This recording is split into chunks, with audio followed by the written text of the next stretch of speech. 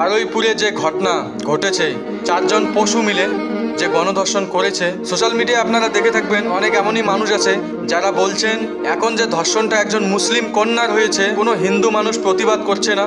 আপনারা সোশ্যাল মিডিয়ায় দেখুন কত হিন্দু ক্রিয়েটার এটা নিয়ে প্রতিবাদ করছে। নাবালিকা যে ধর্ষণ হয়েছে তার ফ্যামিলির মুখ থেকে শুনুন যে রাস্তায় নেমেছে তার মধ্যে কত পার্সেন্ট হিন্দু আছে, কত পার্সেন্ট মুসলিম আছে। জিনিসটা হিন্দু মুসলিম নিয়ে দেখাটাই ঠিক না, কারণ যে ঘটনাটা ঘটেছে, মুসলিম হোক বা হিন্দু হোক, সে একজন এই দেশের মেয়ে। তার ন্যায় বিচারের দাবিতে হিন্দু হোক মুসলিম হোক সবাই রাস্তায় নামবে।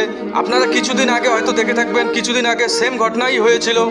একটা 4 বছরের শিশুকে মুসলিম সমাজের একজন মানুষ সে ধর্ষণ করেছে, সেটা নিয়েও আমরা প্রতিবাদ করেছি, অনেকেই প্রতিবাদ করেছে। আমার পেজে ভিডিওটা আছে, আপনি সেখানেও দেখতে পারবেন। আমরা কোনোদিনও বলি না যে ধর্ষক হিন্দু বা ধর্ষক মুসলিম, আমরা এটাই বলি যে ধর্ষকদের বিরুদ্ধে কাজ করা হোক, রাজ্য সরকার ধর্ষকদের বিরুদ্ধে কাজ করুক, রাজ্য সরকার এমন একটা আইন নিয়ে আসুক, এমন একটা সাজা দিক যাতে কোনো ধর্ষকেই আর এইরকম কাজ করতে সাহস না পায়। আর একটা জিনিস এখানে নোটিস করা বিষয়, যে কম বয়সী বাচ্চাগুলো 10 বছর 12 বছর 8 বছর এদেরকে ধর্ষণ করা হচ্ছে। আপনারা ভাবতে পারছেন? এখানে আপনারা ধর্ম নিয়ে বলছেন, এখানে আপনারা হিন্দু মুসলিম করতেছেন, পার্টিগত দিক থেকে দেখতেছেন। এখানে দেখুন মনুষ্যত্ব জ্ঞান কোথায়? মানুষ কি মানুষ আছে? মানুষ যদি মানুষ থাকতো তাহলে হয়তো আজকে এই যে 11 বছর, এই যে 13 বছর, এই যে 10 বছরের একটা নাবালিকাকে এইভাবে গণধর্ষণ করা হতো না। মানুষের মনে কি, মানুষের ভাবনা চিন্তা কোন জায়গায় চলে গেছে? আপনারা এইটা ভাবুন।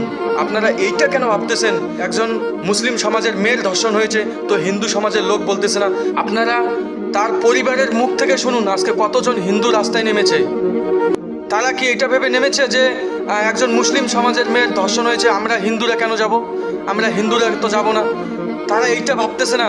যারাই রাস্তায় নেমেছে তারা কখনো এইটা ভাবতেছে না আমাদের দেশের মেয়ে, তাই বলে তারা রাস্তায় নামছে, তাই বলে তারা বিচার চাচ্ছে। আমি সবাইকে এই জিনিসটাই বলবো যে আপনারা যারা এই জিনিসটা নিয়ে রাজনীতি করতেছেন, এর মতো ছোট লোক হয়তো কেউ নেই। কারণ আজকে হয়তো মুসলিম সমাজের একজন মেয়ের ধর্ষণ হয়েছে, কালকে হয়তো হিন্দু সমাজের মেয়ের ধর্ষণ হবে।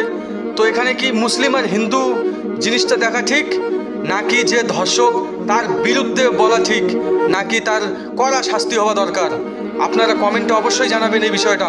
আর এই ভিডিওটা শেয়ার করে দেবেন সোশ্যাল মিডিয়ায় সবাইকে, যারা এই জিনিসটা নিয়ে রাজনীতি করতেছে, যারা এই জিনিসটাকে একটা অন্য দিশা দিচ্ছে। খুন খারাপি কিভাবে হচ্ছে? মাননীয় শ্রী শুভেন্দু অধিকারীকে হাত জোর করে নিবেদন করছি, আপনি যে বিলটা পাশ করেছেন, গুন্ডা দমন বিল, এই বিলটা তাড়াতাড়ি লাগু করুন। কারণ আমাদের ওয়েস্ট বেঙ্গলে গুন্ডা মাস্তান অত্যাচার খুব বেড়ে যাচ্ছে।